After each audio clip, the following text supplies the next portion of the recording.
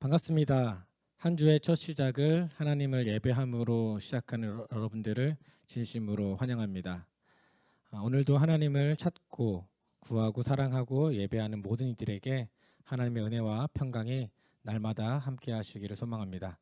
옆에 가족이 계시다면은 이렇게 인사했으면 좋겠습니다. 하나님은 어제나 오늘이나 당신과 함께 하십니다. 그럼 사도신경으로 신앙을 고백하심으로 5월 셋째 주 예배를 시작하도록 하겠습니다.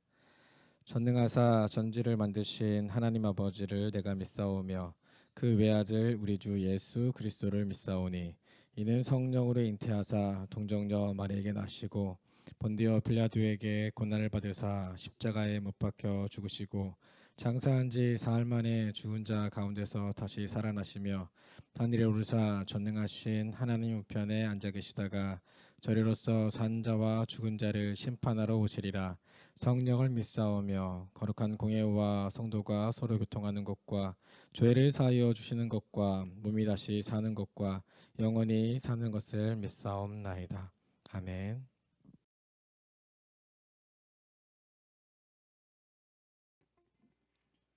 오늘도 우리에게 은혜 베푸시는 주님 앞에 우리 전심으로 함께 찬양드리기 원합니다.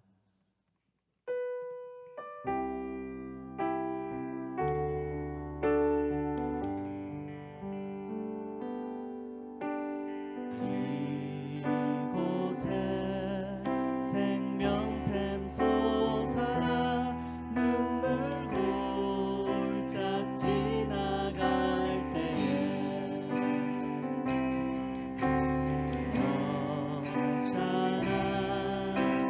언짢아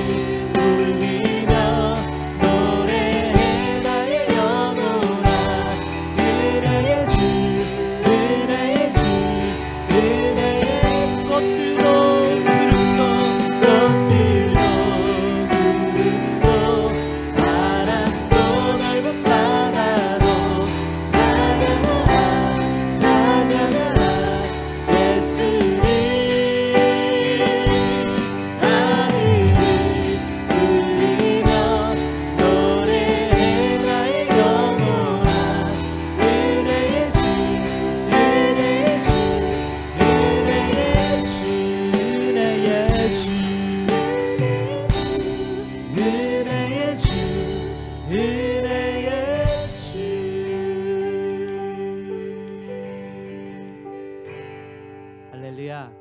우리에게 오늘도 준비하신 큰 은혜를 베푸시는 주님 앞에 우리 감사와 영광의 박수 올려드리기 원합니다. 할렐루야. 우리 다 같이 박수하시면서 우리 슬픈 마음 있는 사람 함께 찬양 드리시겠습니다.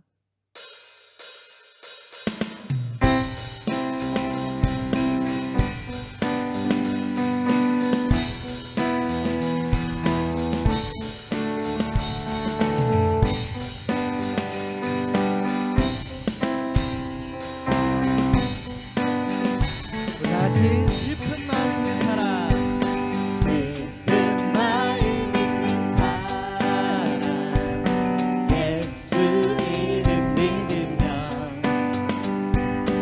영원토록 변함없는 기쁜 마음.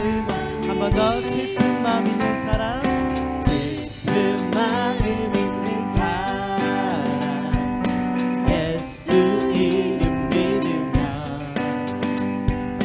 영원토록 변함없는 기쁜 마음 얻으리. 예수의 이름은 세상의 소망이요, 예수의 이름은 천국의 기쁨이. 존귀하신 주의 이름, 존귀하신 주의 이름, 우리 기쁨대로라. 주의 품에 안길 때에 기뻐 찬송 부르리. 예수의 이름은 세상의 소망이요, 예수의 이름은 천국의 기쁨이. 우리 갈 길 다간 후에 보좌 앞에 나가 왕의 왕께 경배하며 멸류관을 드리리. 예수의 이름은 세상의 소망이요, 예수의 이름은 천국의 기쁨일세. 예수 열방의 소망, 예수 우리의 위로자. 주님 온 땅에 영원한 소망, 예수 어둠 속의 빛, 예수 변함없는 진리. 주님 온 땅에 빛이 되시네. 우리 위해 죽으시고 다시 사신 생명의 주, 주님만이 소망이요, 변함없는 안석이라. 주님만이 온 세상을 비추시네. 또 죽음에서 부활하신 우리 구주, 건강의 왕, 주를 믿는 모든 자의 소망 되신. 주를 믿네, 주를 믿네. 우리 다시 한번 찬양하겠습니다. 예수 열방의 소망, 예수 우리의 위로자. 주님 온 땅에 영원한 소망, 예수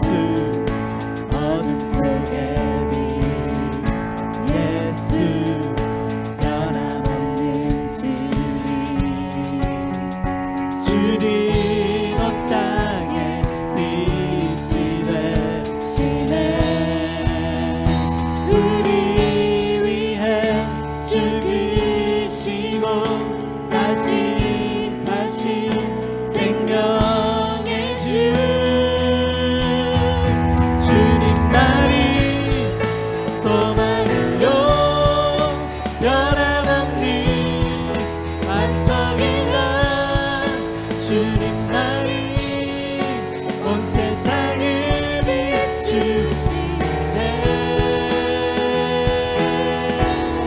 또 죽음에서 부활하신 우리 구주 영광의 왕 주를 믿는 모든 자의 소망 되신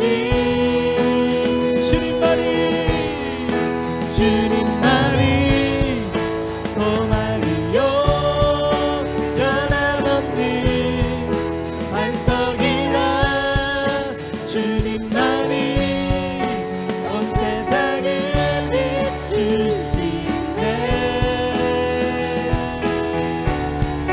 죽음에서 부활하신 우리 구주 영광의 왕 주를 믿는 모든 자의 소망 되신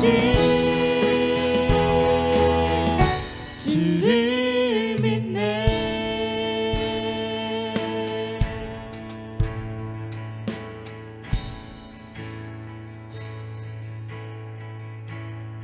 예수의 이름은 세상의 소망이요. 예수의 이름은 천국의 기쁨일세.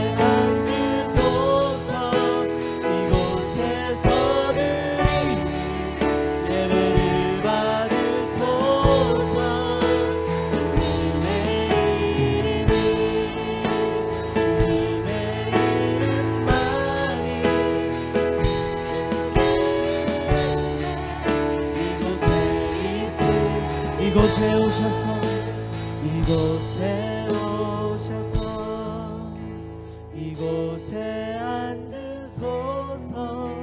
이곳에서 드리는 예배를 받으소서. 주님의 이름이 주님의 이름만이 오직 주의 이름만 이곳에 있습니다.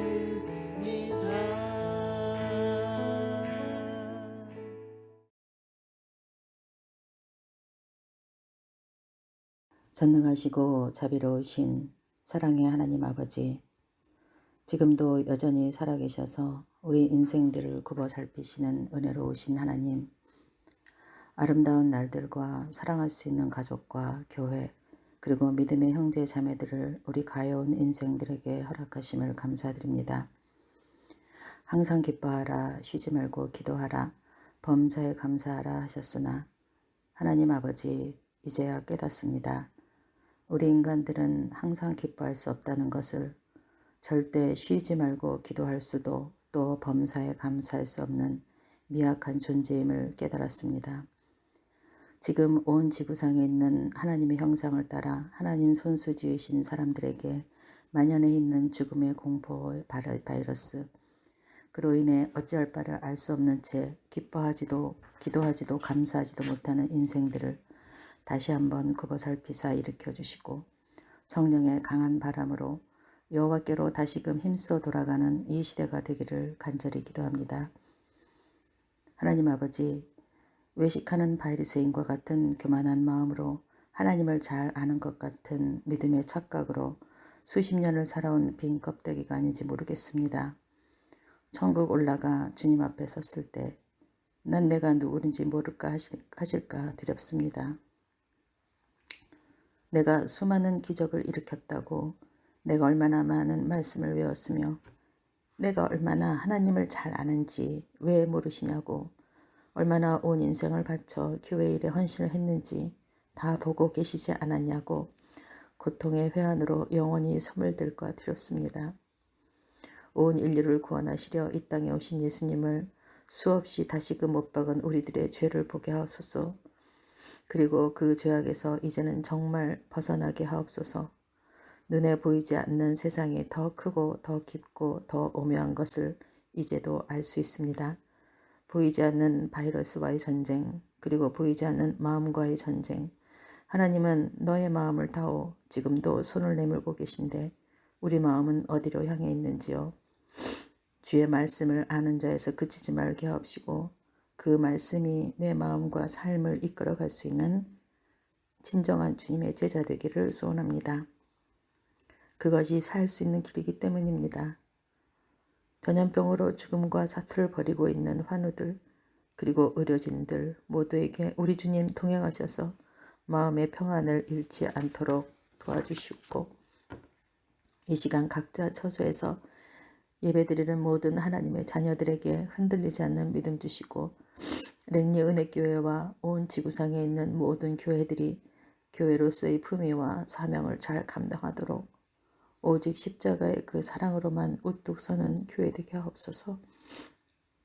이 시간 말씀을 전하신 문 목사님께 성령의 두루마리를 입혀주사 살아있는 주의 말씀이 없어 갈급한 심령들에게 은혜의 단비를 내리는 말씀 되도록 함께 하옵소서. 예배의 시종을 주님께 의탁하며 이 모든 말씀 우리 주 예수 그리스도의 이름으로 간절히 기도하옵나이다. 아멘.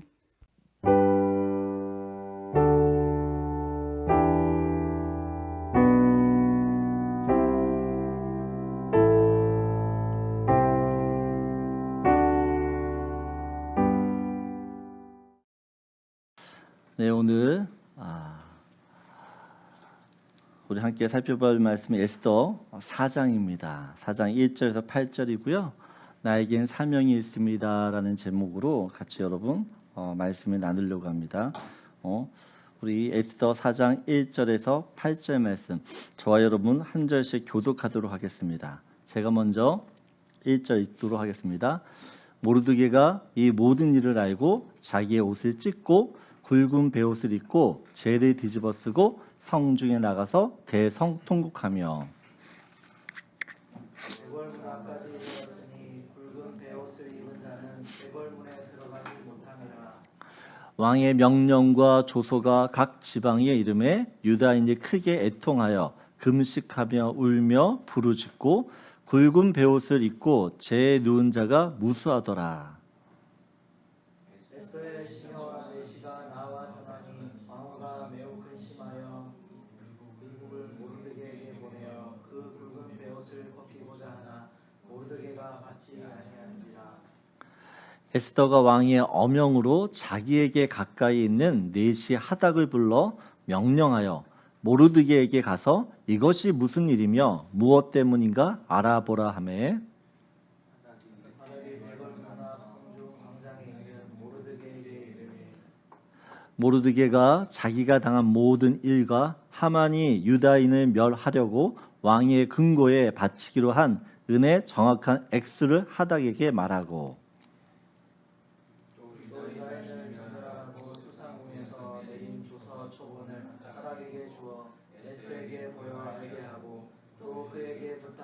왕에게 나아가서 그 앞에서 자기 민족을 위하여 간절히 구하라 하니. 아멘. 네, 오늘은 에스더 네 번째 말씀입니다.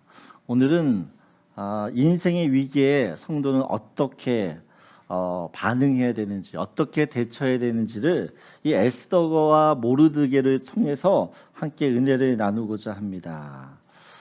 우리가 지난주에 살펴보았듯이 하만의 모략으로 이 페르시아에 있던 모든 유대인들이 죽을 위기에 놓여 있습니다. 속된 말로 12월 13일이 되면 이 11월 13일이 유대인의 제삿날이에요. 1절을 보면 이렇게 이야기합니다. 모르드게가 이 모든 일을 알고 모르드게가 이 모든 일, 다시 말해 하만이 벌렸던 이 모든 계획을 알게 됩니다. 그러자 이 모르드게가 그 사실을 알고 어떻게 하죠? 오늘 4절을 보면 자기의 옷을 찢고 굵은 베옷을 입고 재를 뒤집어 쓰고 성중에 나가서 대성통곡하며 라고 이야기합니다. 여러분, 유대인들이 굵은 베옷을 입고 또한 재를 뒤집어 쓸 때는 자신의 죄악, 자신이 범죄함을 깨닫고 하나님께 회개할 때입니다. 근데 모르드게가 지금 무슨 죄를 지었을까요? 모르드게가 죄라고 할 수 있다고 하면 그냥 하나님 한 분만을 예배하겠다는 일념으로 자신의 신앙을 지켰을 뿐입니다. 하만에게 절하지 않고 하나님만 예배하겠다. 어떻게 보면 그게 죄라고 그러면 죄일 수 있어요. 특별히 잘못한 게 없습니다. 그러나 겉으로 볼 때는 그래요. 우리는 남유다가 멸망하면서 많은 사람들이 이 바벨론 포로로 잡혀갔던 것을 압니다. 하나님께서는 이스라엘 백성들에게 예언하셨죠. 너희들이 70년이 지나면 다시 예루살렘으로 돌아올 것이다. 그리고 그 예언의 말씀대로 이 바벨론에서 페르시아로 정권이 바뀌고 또한 페르시아 왕이었던 고레스 왕이 집권을 하면서 포로로 잡혀갔던 이스라엘 백성들이 다시 예루살렘으로 귀환하게 되어집니다. 이때 유대인들 중에서는요, 예루살렘으로 돌아오는 사람이 있는 반면에 페르시아에 그냥 남아서 정착하는 사람들이 있습니다. 여러분, 우리도 이민 생활을 밴쿠버에서 이민 생활을 하기 때문에 잘 알아요. 이민 70년이면 어느 정도 삶의 기반을 잡고 살 때입니다. 그런데 다시 이 밴쿠버 생활을 접고 한국 돌아간다. 역이민을 한다. 이건 절대 쉬운 일이 아니에요. 쉬운 일이 아니에요. 지금 유대인들이 예루살렘으로 돌아가게 되어지면요, 전쟁으로 폐허된 성읍을 다시 세워야 됩니다. 성전을 다시 건축해야 되고 무너진 성벽을 재건해야 됩니다. 그런 다음에 어떻게 해요? 자신의 터전을 다시 일구어야 돼요. 예루살렘으로 돌아간다는 것은 지금까지 자신들이 일구어 놓았던 이 모든 것들을 버린다는 것이에요. 포기한다는 것이에요. 그런데 어떤 사람은 이 모든 것을 버리고요, 어떻게 해요? 예루살렘으로 돌아갑니다. 믿음으로 가는 것이에요. 믿음으로. 하지만 어떤 사람은 그냥 페르시아에 머물기로 결정해요. 그러다 보니 예루살렘으로 돌아가는 사람은 믿음 있는 사람, 페르시아에 남아있는 사람은 믿음이 없는 사람처럼 느껴질 수 있어요. 그래서 페르시아에 남아있던 이 사람들도요, 자신이 유대인이라는 것을 밝히고 싶지 않습니다. 모르드게도, 신앙이 있는 모르드게도요, 자신이 유대인이라는 사실을 어떻게 해요? 숨기고 살아요. 그렇다면 유대인 중에서는 그래, 나는 이제 예루살렘으로 가지 않을 거니까 그냥 하나님과 이제 상관없이 이 페르시안처럼 세상 사람들처럼 그렇게 살련다. 이렇게 생각하는 사람도 생겼을 것입니다. 여러분, 신분을 숨긴다고 해서 유대인이란 정체성이 달라지지 않아요. 마찬가지로 성도는 빛이고 소금입니다. 빛은 자신을 숨길 수가 없습니다. 어두워지면 그냥 자신의 존재를 드러내요. 자기가 드러내고 싶어서 빛을 내는 게 아닙니다. 빛이기 때문에 자신을 속일 수도 숨길 수도 없는 것이에요. 소금도 그렇죠. 소금의 존재를 무엇으로 알죠? 소금이라는 형체로 아는 것이 아니라 어때요? 맛으로 아는 것이에요. 맛으로. 눈에 보이지 않아요. 음식에 소금이 들어가 있다는 것을 우리는 어떻게 해요? 맛으로 아는 것이에요. 맛으로. 하나님께서는 이 하만의 모략을 통해서 어떻게 보면 유대인들을 강제적으로 커밍아웃 시키고 있습니다. 왜냐하면 유대인은 예루살렘에 있든 페르시아에 있든 상관없이 하나님을 섬기는 백성이기에 그렇습니다. 하나님의 백성은 어디에 있든지 하나님의 영광을 드러내며 살아야 되는 존재예요. 그것을 잃어버리는 순간 어떻게 해요? 세상 사람과 똑같아지는 것입니다. 그래서 우리는 어떻게 해요? 이 자신의 존재의 목적을 잊어서는 안 되는 것이에요. 3절을 보게 되어지면 4장 3절을 보게 되어지면 우리 같이 읽겠습니다. 왕의 명령과 조서가 각 지방의 이름에 유다인이 크게 금식하며 울며 부르짖고 굵은 베옷을 입고 제 누운 자가 무수하더라. 여러분, 왕의 명령이 어떻게 해요? 각 지방 127도라는 그 성읍으로 다 알려졌어요. 그때 각 성읍에 살고 있던 유대인들이 이것을 알고 어떻게 해요? 애통하고 금식하며 울며 부르짖고 굵은 베옷을 입고 재에 누웠다라고 해요. 그 사람이 무수하다라고 이야기를 합니다. 이 말은 무슨 말이죠? 유대인들이 깨어나고 있다는 뜻이래요.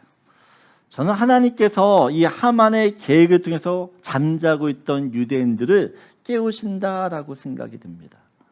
자신이 누군지를 잊고 사는 유대인들에게 하나님이 말씀하시는 거예요. 너희는 그럴 수 있는 존재가 아니다. 그들을 각성시키는 사건, 이것이 바로 하만의 사건이라는 것이에요. 하나님께서 요나에게 니느웨로 가서 하나님의 심판의 말씀을 전하라고 이야기합니다. 명령하세요. 근데 요나는요, 원수 같던 니느웨, 왜냐하면 니느웨 사람들로 인해서 이스라엘 백성들이 멸망당했기 때문에 니느웨 사람들이 싫은 거예요. 이 사람들에게 말씀을 전했다가 이 말씀을 듣고 회개하는 거, 이걸 견딜 수가 없어요. 그래서 니느웨에 가서 하나님의 말씀 전하라고 하는 이 명령에 요나가 불순종합니다. 불순종이에요.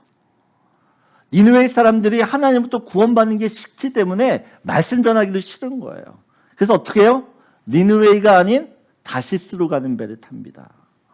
그때 하나님께서 다시스로 가는 이 배에 큰 풍랑을 얘기해서 큰 풍랑.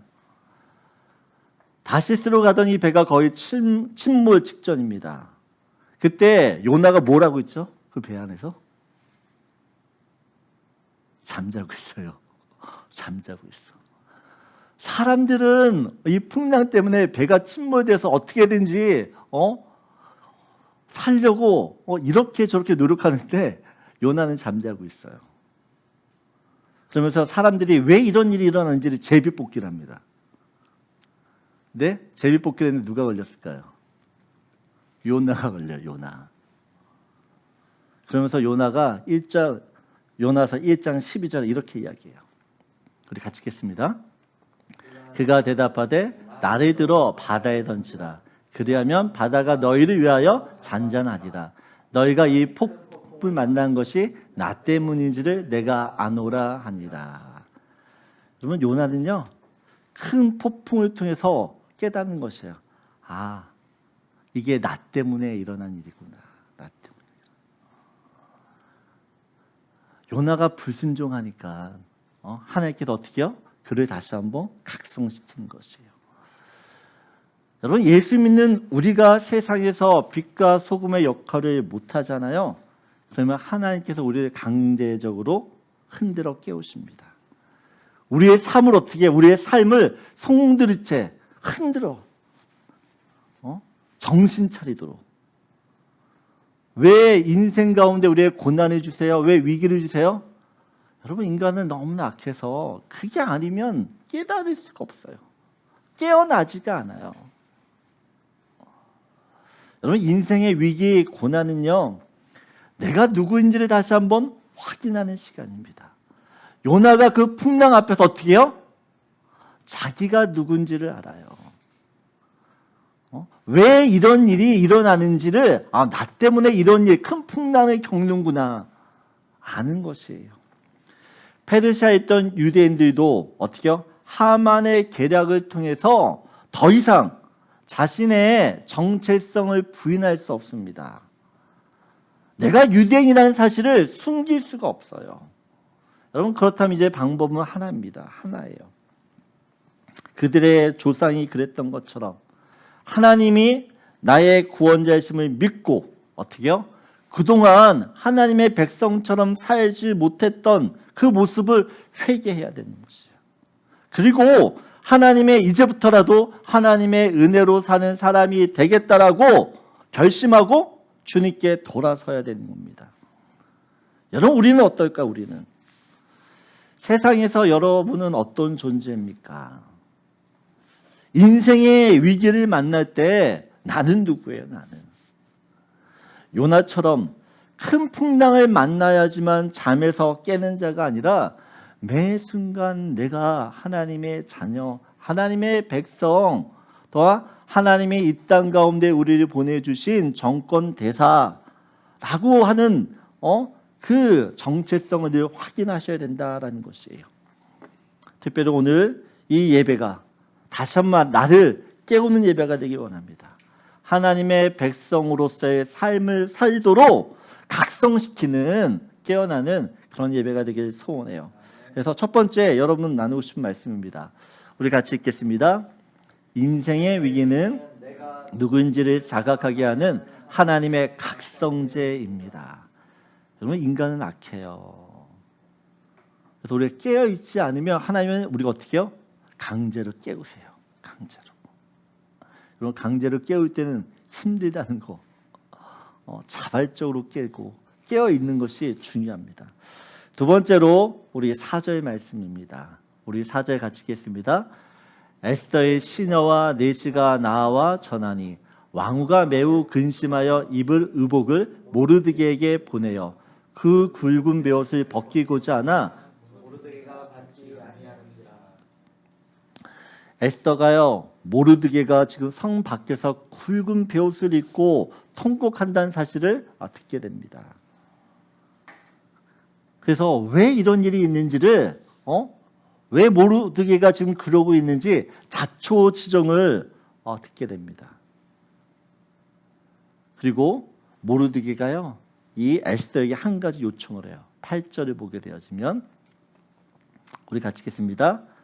또 유다인을 진멸하라고 수상궁에서 내린 조서 초본을 하닥에게 주어 에스더에게 보여 알게 하고 또 그에게 부탁하여 왕에게 나가서 그 앞에서 자기 민족을 위하여 간절히 구하나니.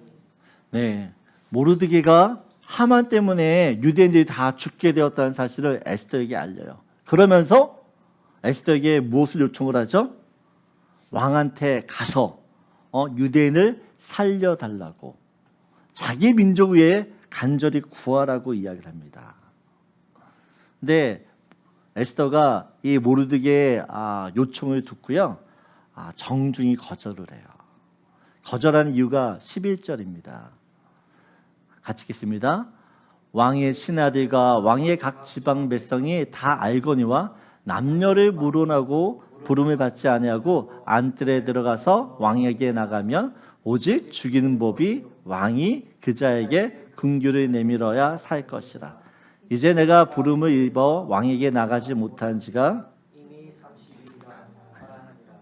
네, 무슨 법이 있냐? 이 당시에는 어떻든 간에 아하수에로 왕을 시해하려고 또 암살하려고 하는 이런 세력들이 있다라는 것이에요.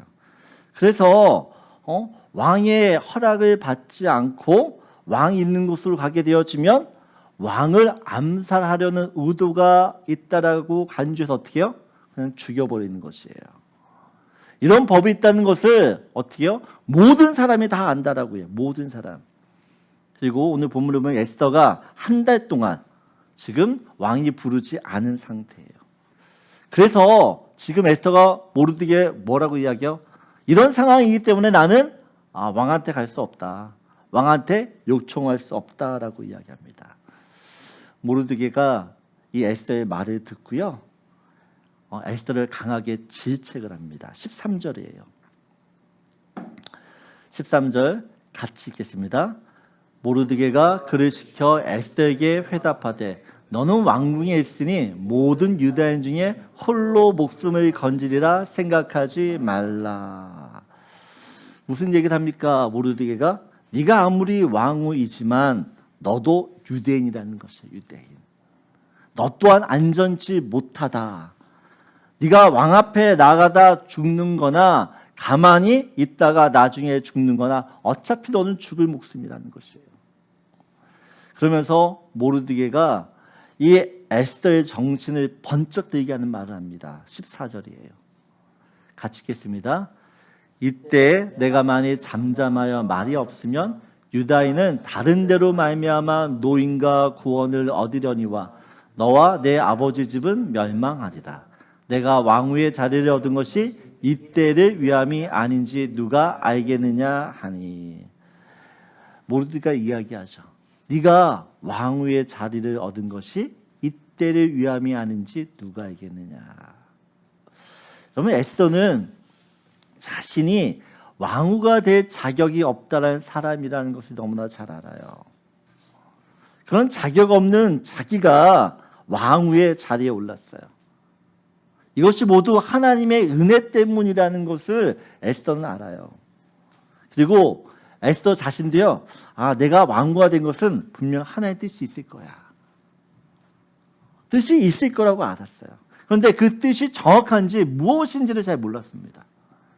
그런데 이 모르드게가 하는 말을 듣고 나서 이것 때문에 나를 하나님께서 왕후가 되게 하셨구나. 그게 무엇이에요?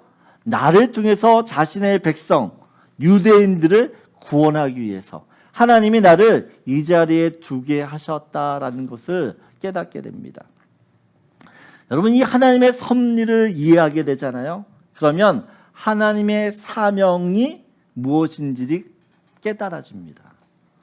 여러분, 우리가 왜 밴쿠버까지 와서 살까요? 내가 지금 처해 있는 이 환경에 내가 왜 이런 환경에 처해 있을까요? 우리 인생에는 다 하나님의 분명한 뜻이 있습니다. 우리 통해 주님이 이루시고자 하는 계획들이 있어요. 그래서 이것을 믿지 않으면 하나님의 섭리와 하나님의 뜻이 내 인생 가운데 이루어지고 있다. 이 사실을 믿지 못하면 내가 형통하잖아요. 그 형통함을 통해서 그 형통함이 나를 위해 존재한다고 착각을 해요. 내게 주어진 모든 환경 또한 내게는 모든 것들 그 형통함들을 결국 자기를 위해 산다라는 거죠. 나를 위한 인생이 아니라 나를 위한 인생을 살지 하나님을 위하거나 이웃을 위해 살지 않습니다. 다시 말해 하나님 사랑, 이웃 사랑을 실천하지 못하게 됩니다. 내가 형통한데 다시 말해 내가 형통해요. 형통해서 이루어진 많은 것들이 있어요.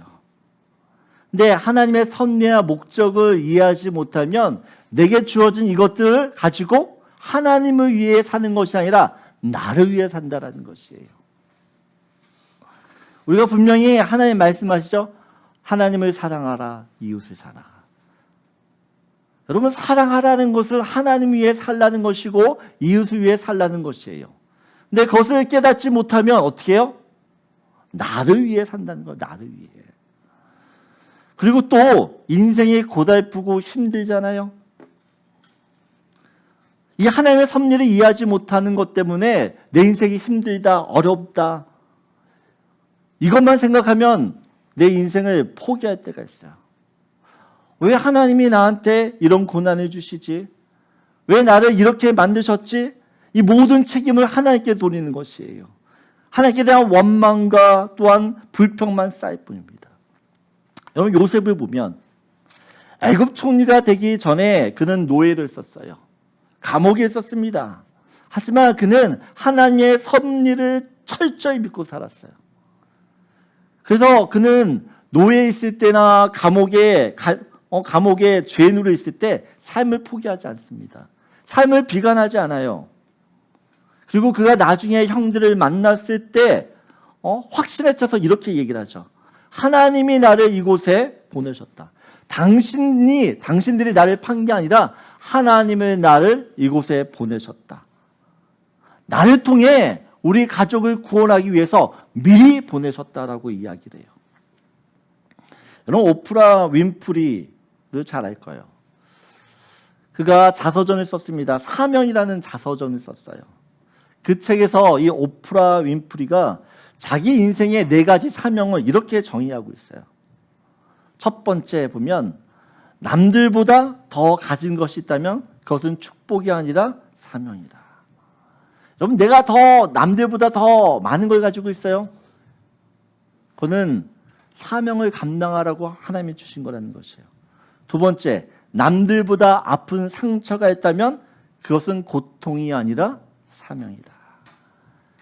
여러분, 내가 아프잖아요. 우리가 잘 이런 경우가 있잖아요. 우리 아내도 뇌 수술을 했잖아요. 수술하고 나니까 아픈 사람의 심정을 이해하는 것이에요. 자기가 아파봤기 때문에 아픈 사람을 돌보고 싶은 마음이 생기는 것이에요. 셋째, 남들보다 설레는 꿈이 있다면 그것은 망상이 아니라 사명이다라고 이야기해요. 남들은 별로 관심이 없는데 자꾸만 나는 그걸 하고 싶어요. 그걸 생각을 할 때마다 내 마음이 자꾸만 설레는 것이, 기뻐하는 것이, 그런 것이 있다면 하나님이 주신 사명이라는 것입니다. 또 한 가지는 마지막으로, 남들보다 더 부담이 되는 것이 있다면 그것은 강요가 아니라 사명이라는 것이에요. 내가 자꾸만 살아가는데 청소년에 대한 마음이 있어요.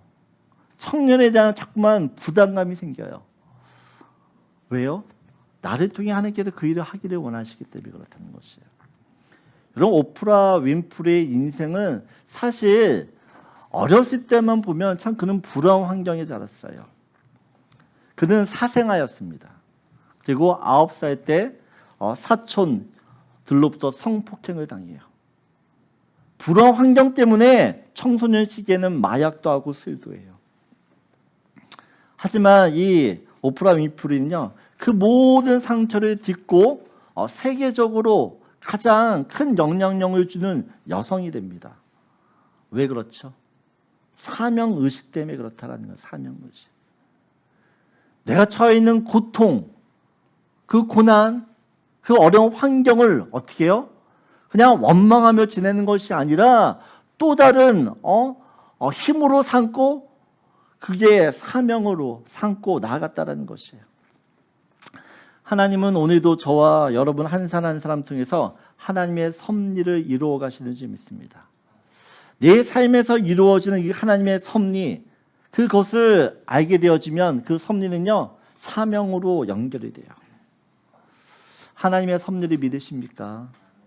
그렇다면 내게 하나님의 사명이 있다라는 사실도 믿으셔야 되는 줄 믿습니다.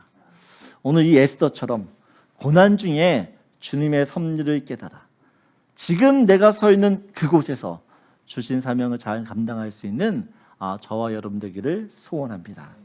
두 번째 같이 나누고 싶은 말씀이에요. 우리 같이 읽겠습니다. 고난은 하나님의 섭리를 깨달아 사명자의 길을 가게 하십니다. 그런 고난이라는 게 나를 무조건 힘들게만 하는 것이 아니에요. 고난 속에 하나님의 뜻이 있어요. 하나의 섭리를 이해하게 되어지면 나한테 이런 사명이 있구나. 이런 사명을 나를 통해 이루시기를 원하시는구나. 그래서 어떻게요? 그 사명자의 길을 걷게 하신다라는 것입니다. 마지막으로 15절 16절인데 우리 15절 16절 같이 읽겠습니다. 에스더가 모르드게에게 회답하여 이르되 당신은 가서 수산에 있는 유다인을 다 모으고 나를 위하여 근심하되 밤낮 3일을 먹지도 말고 마시지도 마소서. 나도 나의 시녀와 더불어 이렇게 금식한 후에 규례를 어기고 왕에게 나아가리니 죽으면 죽으리이다 하리라. 아멘. 에스더가 이 모르드게의 질책에 자신의 사명을 깨닫습니다. 그러면서 무엇을 하죠? 먼저 모르드게에게 부탁을 합니다. 수산성에 있는 모든 유대인들 모으라고. 같이 모아서 어떻게 해요? 자기를 위해서 금식하며 기도하라고 중보기도 요청을 합니다. 그러면서 자신도 어떻게 해요? 자신의 시녀들과 함께 금식하며 기도하겠다. 여러분 모르드게도 그렇고 에스더도 그렇고요. 인생의 문제를 딱 만났을 때 그 인생의 문제에 직면했을 때 바로 사람을 찾아가지 않아요. 모르드게가 이 하만의 일을 듣고 바로 에스더, 왕후인 에스더를 찾아갈 수 있었어요. 근데 바로 찾아가지 않아요. 에스더 또한 모르드게의 말을 듣고 그래 맞아. 바로 그냥 아하수에로 왕후한테 찾아갈 수 있어요. 그런데 어떻게 해요? 그가 바로 찾아가지 않아요. 잠잠히 하나님께 먼저 어떻게 해요? 기도하며 주님의 뜻을 구합니다. 여러분 믿음으로 산다는 게 무엇일까요? 믿음으로 산다. 믿음으로 산다라는 것은 내가 모든 일을 직접 해결하기 위하여 두문불출하지 않는 것이에요. 내게는 이 문제를 어떻게 해요? 하나님이 먼저 풀어가실 수 있도록 하나님께 맡겨드리는 것, 그것이 믿음이에요. 그래서 믿음은 때로는 되게 답답해 보입니다. 믿음으로 산다는 걸 굉장히 답답해 보일 수 있어요. 저렇게 해서 문제가 풀릴까 싶어요. 때로는 믿음이라는 것을 극단적인 선택을 해야 할 때도 있습니다. 왜냐하면 오늘 에스더처럼 자기의 목숨을 걸어야 돼요. 그래서 믿음은 위험해요. 하지만 하나님을 믿고 선택한 믿음의 일은 세상적으로 보면 굉장히 위험해 보일지 모르지만 또한 사실은 가장 안전한 일이라는 사실입니다. 왜냐하면 믿음의 일은 사람의 일이 아니라 하나님의 일이 있기 때문에 그래요. 하나님의 일이 되게 하기 때문에 하나님이 책임지시는 일이기 때문에 절대 위험해 보이지만 위험하지 않다라는 사실입니다. 에스더가 왕의 부르심 없이 나가면 죽을 수 있다는 법을 알았어요. 그 법을 알고도 내가 죽으면 죽으리라 나가기로 결정합니다. 이 결정에 에스더 옆에 있던 시녀들이 어떻게 반응했을까요? 잘 결정하셨습니다. 박수를 치고 격려했을까요? 여러분 에스더가 만약 죽게 되어지면 시녀들도 같이 죽을 수 있는 것이에요. 운명 공동체. 하지만 이 모르드게의 믿음이 에스더를 각성시켰듯이요. 에스더도 자기 주변에 있던 사람들, 그 시녀들을 믿음으로 깨워요. 믿음으로 주님을 바라보게 해요. 그럼 우리 믿음은 뭐라고 이야기합니까? 보이지 않는 것을 보는 것이에요. 보이지 않는 건 뭐. 근데 그것을 나만 보는 것이 아니라 내 옆에 있는 사람들도 어떻게 해요? 믿음으로 보게 해야 돼요. 그리고 믿음으로 보게 했으면 이제 어떻게 해요? 믿음으로 실행하고 움직일 수 있게 해야 된다라는 사실입니다. 그래서 여러분 믿음은 어떻게 보면 굉장한 믿음이라는 이 단어는요 움직이는 단어예요. 가만히 있는 수동태가 아니라 능동태의 단어라는 것이에요. 믿음은 먼저 나를 움직이고요. 내 옆에 있는 사람을 움직이고 더 나아가 하나님을 움직이게 하시는 줄 믿습니다. 우리는 이 에스더가 믿음으로 어떻게 해요? 아수의 왕으로 나아갔을 때 하나님께서 그녀를 통해서 은혜를 베푸시는 것을 봅니다. 믿음의 순종이 어떻게요? 하나님의 역사를 보게 되어지고 또한 인생의 승리를 가져다 주는 것을 우리는 잘 보게 되어져요. 여러분, 하나님이 주신 은혜, 하나님이 주신 승리만이 어떻게 내 인생을 형통케 하는 것이에요. 여러분, 에스더는 결정해야 됐습니다. 왕비로 살 것이냐, 페르시아 왕의 왕비로 살 것이냐, 그렇지 않으면 하나님의 자녀인 유대인으로 살 것이냐. 그러면 사람은 자기가 누구인지를 명확히 하잖아요. 그러면 삶의 방향도 명확해요. 모르드게와 에스더는 이미 자신의 삶 속에서 하나님이 어떻게 역사하시는지를 이미 경험했던 사람입니다. 왜 하나님을 체험하는 게 왜 중요하냐? 그 하나님을 체험하게 되어지면 그 한 번의 체험이 다음번에도 동일하게 하나님이 하실 거라는 믿음이 있기 때문에 그런 것이에요. 에스더도 그렇고 모르드게도 그렇고 아무것도 없는 그들이 페르시아의 왕후가 되었다는 그 사실, 이건 하나님의 역사가 아니면 불가능하다는 걸 알기 때문에, 마찬가지로 불가능한 이 현실, 하만 때문에 죽어올 수밖에 없는 이 불가능한 현실, 이 현실도 하나님이 바꾸실 수 있다는 믿음 때문에 어떻게 해요? 그들이 가는 것이에요. 오늘 13절을 보게 되어지면 14절에 모르드게가 이렇게 이야기하잖아요. 14절 보여주시면, 이때 내가 만일 잠잠하여 말이 없으면 유다인은 다른 데로 말미암아 노임과 구원을 얻으려니와. 여러분, 지금 모르드게가 무슨 말을 하냐? 에스더, 만약 네가 나가지 않아? 그럼 괜찮아. 하나님은 네가 아닌 다른 사람을 통해서 어떻게 해요? 반드시 유다인을 구원하실 거라는 믿음으로 지금 이야기하고 있다는 것이에요. 믿음으로. 하나님께서 우리 인생을 구원하셨어요. 늘 말씀드리지만 하나님의 의뢰의 영혼, 우리의 생명을 구원해 주셨는데 그것도 자기의 독생자 아들이신 예수님을 죽이시면서까지 우리를 구원해 주셨는데, 우리 삶 가운데서는 고난을 그냥 하나님께서 겪게 내버려 두시겠냐는 것이에요. 여러분, 이 믿음을 정확히 하셔야 돼요. 내가 예수를 정말 믿는다, 예수님이 나를 구원해 주셨다라고 하는 그 믿음을 갖게 되어지면 내 인생 가운데 어떤 고난, 어떤 어려움을 경험해도 그것 때문에 낙심하지 않아요. 왜요?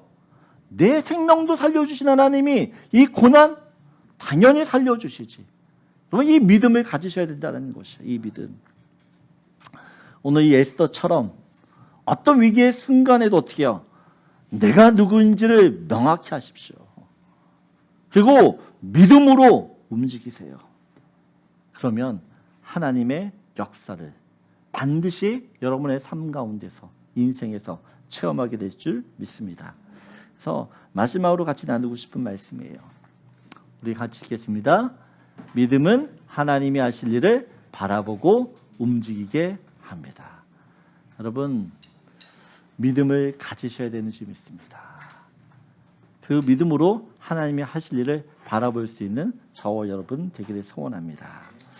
우리 시간 같이 찬양하고 기도하도록 하겠습니다.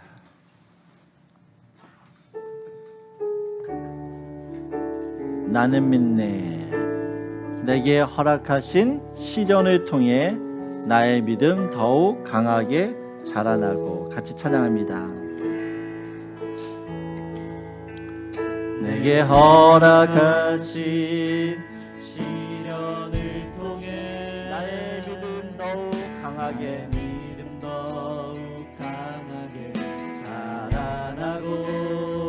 험한 산과 골짜기 지나는 주님께 더 가까이 나를 이끄시네.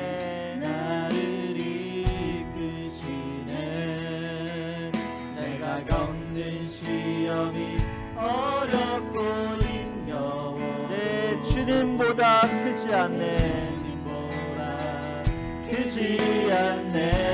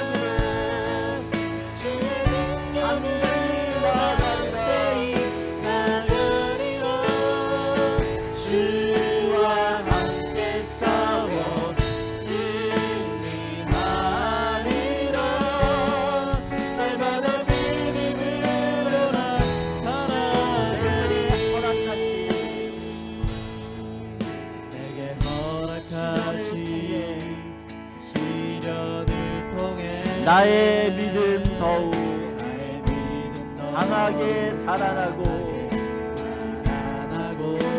험한 산과 골짜기 지나는 동안 주께 더 가까이 나를 이끄시네.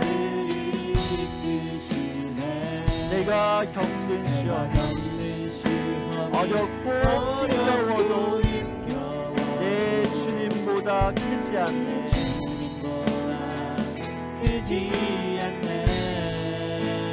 내 앞에 바다가 갈라지지 않으면 주가 나로 바다 위 걷게 하리. 나는 믿네. 주의 능력으로 내 삶 새롭게 되리. 나는 믿네. 주의 능력으로 담대히 나아가리라. 주와 함께 싸워 승리하리라. 날마다 믿음으로 나 살아가리. 나는 믿네. 나는 믿네. 주의 능력으로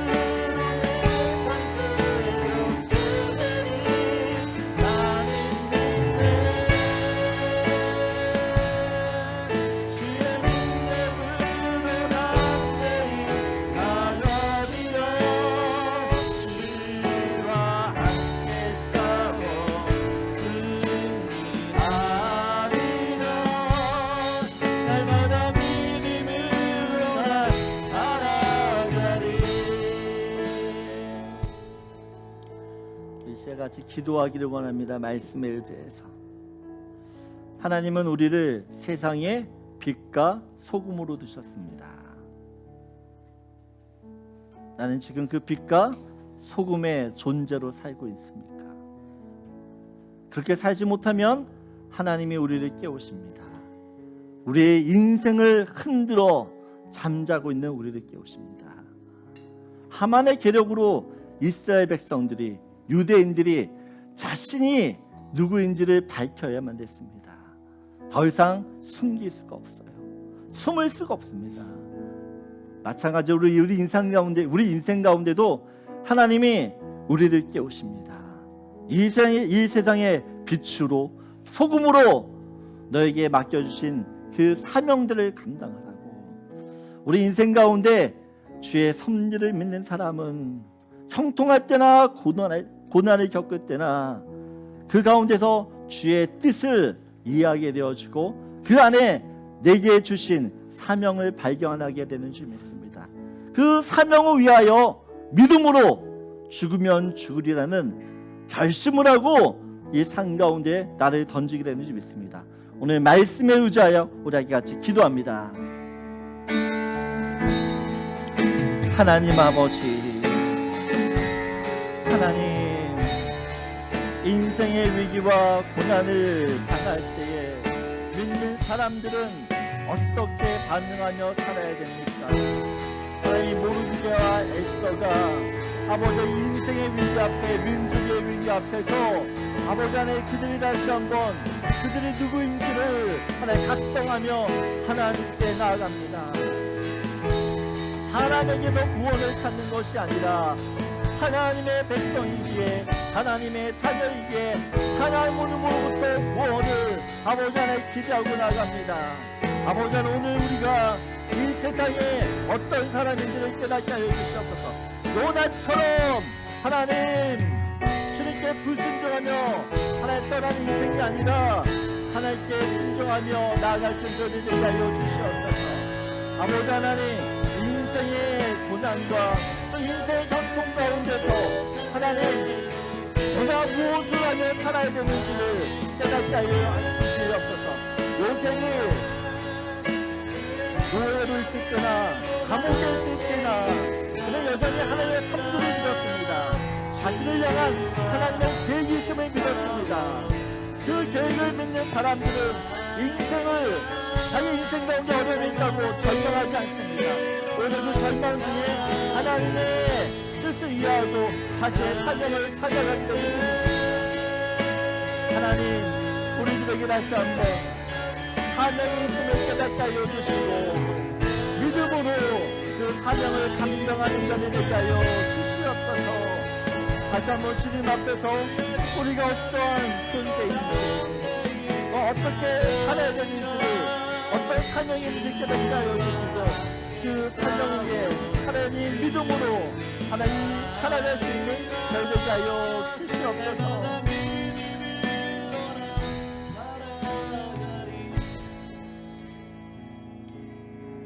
하나님, 우리가 누굽니까? 내가 누굽니까?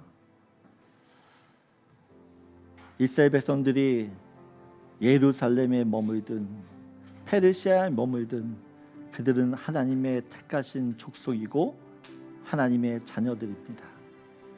하나님의 백성들입니다. 그래서 그들은 오직 하나님을 경배하며 예배하며 하나님께 영광을 돌리며 살아야 되는 줄 믿습니다. 하나님, 우리가 어디에 있든지 간에 내 본분, 내 신분, 내 정체성을 잃지 않도록 도와주시옵소서. 요나처럼 하나님께 불순종하며 하나님의 큰 풍랑을 만나야지만 깨닫는 자들이 아니라 매 순간 하나님의 은혜로 사는 하나님의 백성임을 인식하고 자각하고 각성하며 사는 저희 되게 하여 주시옵소서. 하나님, 형통할 때나 또한 고난을 당할 때나 하나님의 섭리가 그 가운데 있는 줄 믿습니다. 하나님, 그 하나님의 섭리를 깨달아야지만 사명을 붙들 수 있게 되는 줄 믿습니다. 하나님 에스더처럼 이때를 위함이 아닌지를, 내가 서 있는 그곳이 이때를 위함이 아닌지를 알게 하여 주시고, 하나님 에스더처럼 다시 한번 믿음으로 죽으면 죽으리라 결단하며 하나님 순종의 길을 나아갈 수 있는 저희 되게 하여 주시옵소서. 하나님, 이 한 주간을 다시 한번 코로나의 현실 속에서 각자의 상황 속에서 힘들지만 어렵지만 하나님이 주신 은혜들을 붙들고 살게 하여 주시옵소서. 예수님만이 우리의 소망이시고 우리의 힘 되십니다. 그 힘 되신 주님을 온전히 붙잡는 한 주간 되게 하시고 승리를 경험하게 하여 주시옵소서. 지금은 우리 주 예수 그리스도의 은혜와 하나님의 놀라우신 그 사랑하심과 성령님의 감화 감동 교통하심이 오늘 주의 말씀을 듣고 세상에서 주의 뜻대로 주의 믿음대로 살기로 결심하는 모든 하나님의 사람들 머리 위에, 그 가정 위에, 일터 위에 지금으로부터 영원토록 함께 하시기를 간절히 축원하옵나이다.